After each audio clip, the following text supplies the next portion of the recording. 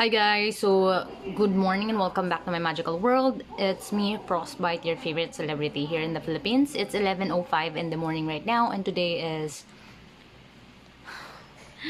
what day today, guys? What is the day today? So today is July 2, 2024, and it's Tuesday. So I hope you already recover from yesterday because Monday's so busy and all of that. We are going to continue as usual. Yung hindi ko natapos last night, we are going to continue today. So here are some of the following tricks may help arouse your lover without leading to climax. Tapusin lang natin tong part na to, okay? Before we proceed to number 9. So first is squeezing the nipples so that they get harder and the pain dissipates the passion as it peaks, only to build it up once more when there's a return to gentle caresses. Next one is breathing on the genitals but not applying any pressure with your mouth so that your lover can feel your warm breath but nothing else. Running your hands over the hairs on your lover's body without stroking the skin.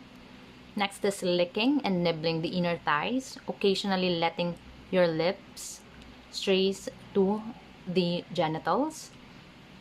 Next is stroking your lover's hair while talking dirty. Then suddenly putting your lips to your lover's genitals, licking the genitals incredibly softly, using a toy on the lover's clitoris or perineum on the very lowest setting, kissing and nibbling on your lover's neck.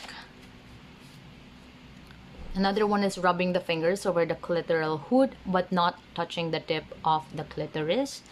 Covering the penis in lubricant and stroking it very softly up and down. Writhing, check nyo nga yung pronunciation ito guys, against your lover's body.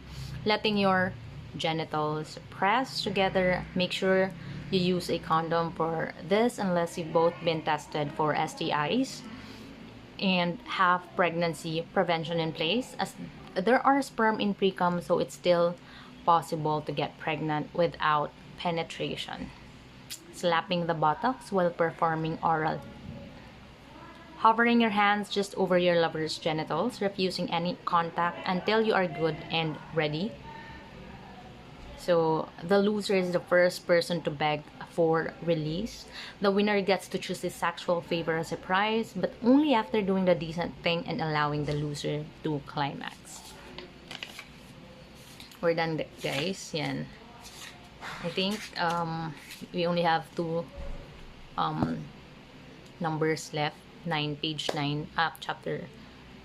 Tama ba? Chapter. Yung article niya na, article number 9 and 10. So, yun na lang yung hindi natin natatapos. Okay, after that, we are going to move on to another book. Okay, so kailangan na natin ng another topic which will help us to improve our lives. Okay, and maximize this our life here on this earth realm. Okay, so ayan. Sobrang there are many things to do kasi as you know, this is like another chapter of our life. Every time we close another chapter, diba? Another one opens. So I'm really excited for that. Not only for this book, but for my life overall. Sana sa inyo din. So ayan, let's welcome all the good things and the good shit of life. Okay? So, yung mga hindi masyadong maganda, let's leave it out there, away from us. Thank you guys for listening, and thank you for helping me make this world a better place for all of us and for the future generation. I'm gonna see you again, syempre later tonight, pag hindi na masyadong toxic yung schedule ko. Kasi may mga hinahabol pa ngayon. Overall, sobrang ko naman, happy.